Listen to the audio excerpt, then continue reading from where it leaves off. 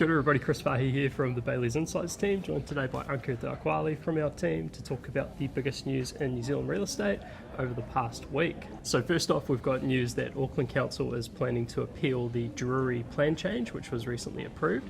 A quick background to this is that there was a plan change lodged by three major developers in Auckland, affects about 330 hectares of land, seeking to rezone it from future urban to a mix of residential, business and open space. The plan change itself will enable around 7,000 new homes, about 58,000 square metres of office space and 119,000 square metres of retail space. And so Auckland Council has indicated that they're planning to appeal the plan change, and their concerns relate to the $1 billion or so of investment that they'll likely need to do in infrastructure in order to get the development going. So next up, the government has announced that they're making changes to support prefabricated housing.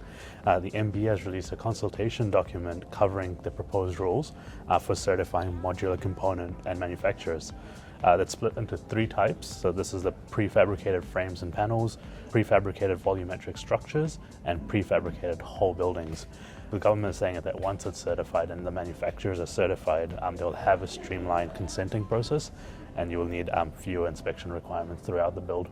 It's kind of interesting because you'd expect with prefabrication that you'd have streamlined consenting and sort of nice and easy approval processes anyway. So yeah, exactly. Pretty good, eh? So next up, we've got Countdown, who announced that they're planning a new South Island fresh distribution hub, and so they've announced that they've got a $99 million project planned in Rolleston.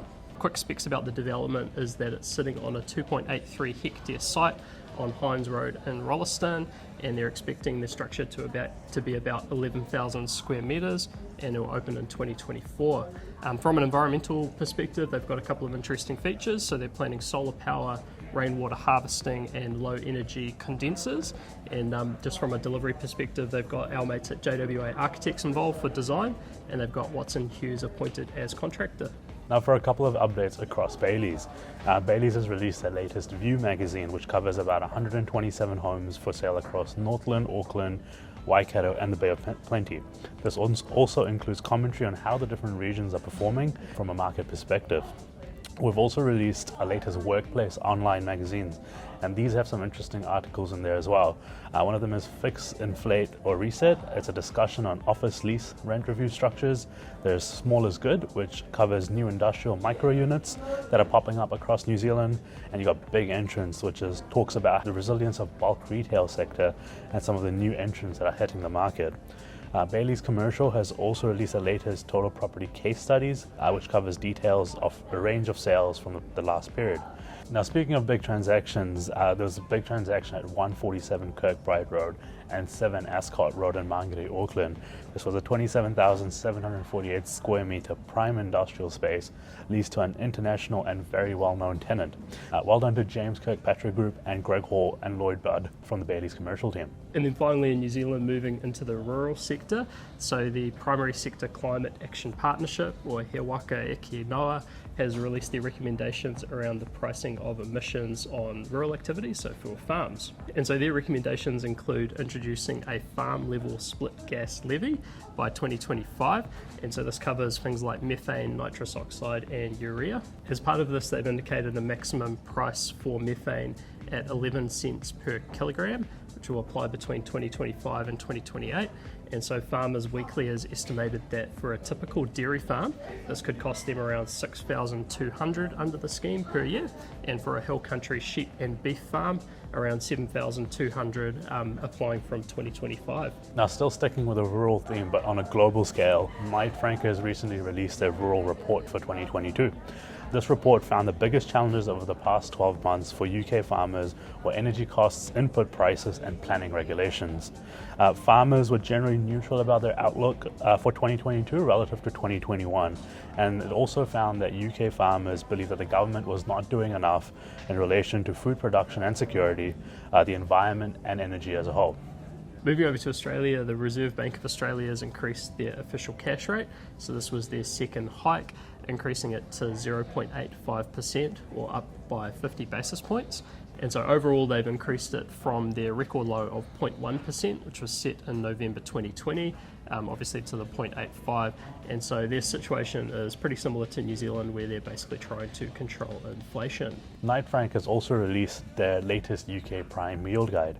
Now, this shows positive sentiments across the UK commercial property market, and has found that UK is actually the top location for global cross-border property investment, with about 18.3 billion USD of cross-border investment into the UK commercial market. This compared to 11.3 billion in the US and about 7.5 billion in Germany. The investment into UK is split 45% into offices, 29% industrial, 15% residential, and 9% in retail. From a yield perspective, the benchmark yield for London Prime Office is sitting at 3.75%, and Prime Warehouse is anywhere between 3 and 3.5%. Compare this to Auckland CBD offices, which are at about 4.8 to 5.5%, and Auckland Industrial, which is about 3.75 to 4.5%. And then finally, we've got our property of the week. So, Ankur, what have you got this week? Yeah, so my property of the week is 220 Whitmore Road in Matakana. This is a 1 hectare of easy landscape site, perfect for an orchard or to house that pony. This house is 10 minutes off Omaha, Tawharanui Peninsula, and the Matakana village markets. It's built by the current owners, and the property comes with an in-ground pool that is perfect for entertaining. If you want to learn more about this property, please contact Kelly Bissett from our Matakana office. And then for me, I've got lot 486 in stage 16B at North Lake in Wanaka. And so this is a 1,440 square metre parcel of land in one of New Zealand's most stunning locations. It's situated in the North Lake development, unobstructed mountain views with lots of room. Titles are due at the end of 2022, so you've got plenty of time to design your dream home. And if you want more details for this one, you can talk to Sharon Donnelly or Scott McGowan from Bayleys Wanaka.